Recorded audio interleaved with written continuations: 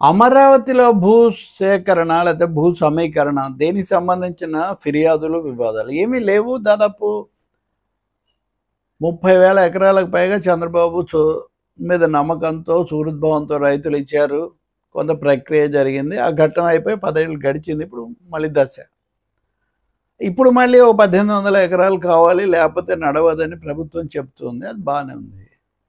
వేగంగా జరగడం లేదు, ఆలస్యం అవుతుందని ఫిర్యాదులు, అవి కూడా మనం మాట్లాడాం. అయితే ఇప్పుడు ప్రపంచ బ్యాంకు చేస్తుంది కాబట్టి ప్రపంచ బ్యాంకు బృందాలు వచ్చి అక్కడ తనిఖీ చేస్తుంటే చర్చలు జరపడం, రైతుల నుంచి ఫిర్యాదులు లేకపోతే అభిప్రాయాలు తీసుకోవడం, ఇది వాళ్ళు చేస్తుంటారు.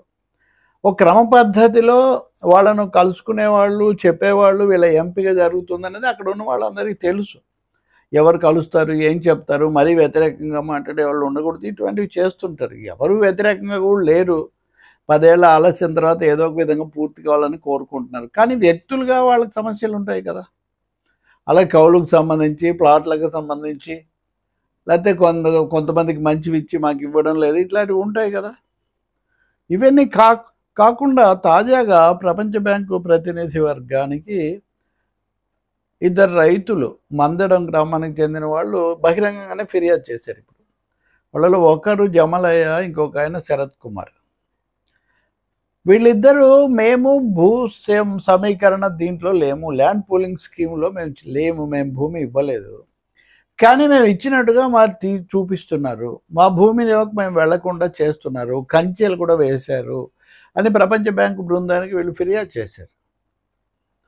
వీళ్ళు ఐ థింక్ సర్వే నెంబర్ 225 225లో వాళ్ళకి వేరు చోట్ల భూములు ఉన్నట్టుగా ఉన్నాయి ఆ ఊళ్ళో.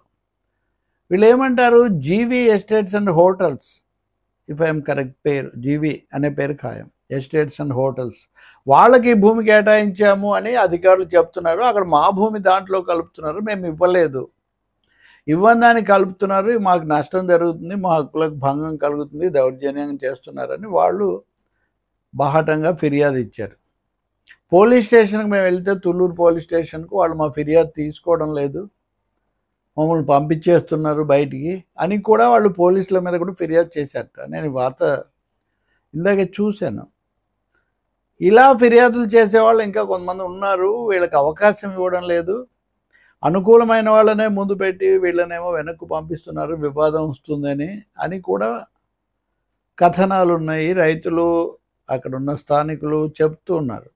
ఇది మటుకు బొత్తిగా అవాంఛనీయమైన విషయం, ఏమాత్రం అనుమతించరు అనేది. ఐచ్ఛికంగా ఇచ్చారు, స్వచ్ఛందంగా ఇచ్చారు, త్యాగం చేశారన్నది కదా చెప్పుకుంది. నిజంగానే చాలామంది ఇచ్చారు, ఇప్పుడు కూడా ఇవ్వడానికి కొంతమంది సిద్ధంగా ఉన్నారు, ఇవ్వడానికి సిద్ధంగా లేని వారు కూడా ఉన్నారు. నాకు బాగా గుర్తుంది, పవన్ కళ్యాణ్ ఐ థింక్ ఉండవల్లి దగ్గర ఎక్కడో రైతులతో మాట్లాడి ఇస్తే తీసుకోండి, లేకపోతే వద్దు అని 2018 ప్రాంత 16 అప్పుడు చెప్పడం నేను చూసా టీవీలో. కాబట్టి ఇన్ని రోజులు అయిన తర్వాత, ఇన్ని ఎన్నికలు, ఇన్ని మలుపులు, ఇవన్నీ అయిన తర్వాత ఇప్పుడు ఎందుకు ఈ పరిస్థితి వస్తుంది? నిజంగా ప్రపంచ బ్యాంకు బహిరంగంగా ఎలాంటి అధికారులు, పోలీసుల పాత్ర లేకుండా బహిరంగంగా అభిప్రాయ సేకరణ చేస్తే చాలా బాగుంటుంది కదా. ఇంతకుముందు కూడా కొన్ని నెగిటివ్ రిపోర్ట్స్ ఇస్తున్నారు అని చెప్పి కొంతమంది మీద కేసులు పెట్టారు. ఎవరైనా దుష్ప్రచారం చేస్తే మేము చర్యలు తీసుకుంటామని హెచ్చరికలు కూడా చేశారు. నిజంగా విష ప్రచారం చేస్తే మీకు తెలుసు, నేను కూడా చెప్పాను, మునిగిపోతుంది అని ఎవరైనా చెప్తే అది అతిశయోక్తి. నేటి సమస్య ఉంది అంటే అది వాస్తవం. మునిగిపోతే 29 గ్రామాలు ఇన్ని రోజులు అక్కడ ఉండవు కదా. కొండవీటి వాగు దాని ముంపు ఎఫెక్ట్ అక్కడ ఉంటుంది, అది అందరికీ తెలిసిన విషయమే. కొండవీటి వాగు నీటిని కృష్ణానదిలో కలపటం అనే ఒక కొత్త ఆలోచన కూడా ఇప్పుడు చేస్తున్నారు. మా పాత్రికేయ మిత్రుడు ఒక ఆయన సురేష్ అని సూచన నేనే చేశాను గతంలో కూడా, అతను ఈ మధ్య ఎక్కడో చెప్పారు. మంచిదే అట్లాంటివి. ప్రపంచ బ్యాంక్ కూడా ముందు నీటికి సంబంధించి కట్టుదిట్టం చేస్తేనే తదుపరి అని కూడా వాళ్ళు కూడా చెప్తున్నారని. ఇవన్నీ నిజమే, కానీ బలవంతంగా మా భూమి తీసుకున్నారు, అది కూడా ఒక ప్రైవేట్ కంపెనీ కోసం అనే ఫిర్యాదుకి అవకాశం ఇచ్చి ఉండకూడదు. ఇటువంటివి ఇప్పుడు ఒకటి వచ్చింది కాబట్టి ఇంకా కూడా వచ్చే అవకాశం ఉండొచ్చు. కాబట్టి ప్రభుత్వమే రంగంలోకి దిగి సిఆర్డీఏ ఇలాంటి వాటిని త్వరగా పరిష్కరించటం, వాళ్ళ సమస్యను కూడా లేకుండా చేయటం, సహాయపడటం, రైతులకు అండగా నిలబడటం చాలా ముఖ్యం. ఇదేదో ఎవరో ప్రచారం చేశారు, లేకపోతే ఎవరో వ్యతిరేకులు, కుట్రలు, ఆ మాటల కంటే కూడా వీళ్ళతో ప్రజలు మీతో ఉన్నంత వరకు ఎవరేం చేస్తే ఏమవుతుంది? నేను ఇంతకుముందు కూడా రెండిట్లో చెప్పినట్టుగా 2 పార్టీలు వాటి వాటి పద్ధతిలో ఈ ఆలస్యాన్ని అనేక మలుపులు, ట్విస్ట్‌లకు కారకులయ్యారు వాళ్ళ వాళ్ళ పద్ధతుల్లో. కాకపోతే తెలుగుదేశం వాళ్ళకి సంబంధించిన ఇది ప్రధానమైన పథకం, కార్యక్రమంగా ఉంది.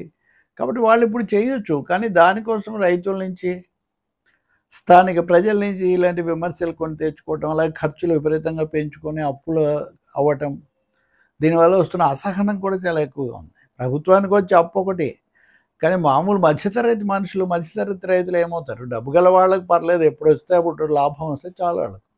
కానీ మధ్యతరగతి రైతులు, చిన్న రైతులు, వృత్తిదారులు, వ్యవసాయ కార్మికులు, గ్రామీణ శ్రామికులు, చిన్న వ్యాపారాలు, రిపేర్లు చేసుకొని బతికేవాళ్ళు, వీళ్ళంతా ఏమవ్వాలి? అది కాకుండా ఇది మేము ఇవ్వకపోయినా తీసుకున్నారని.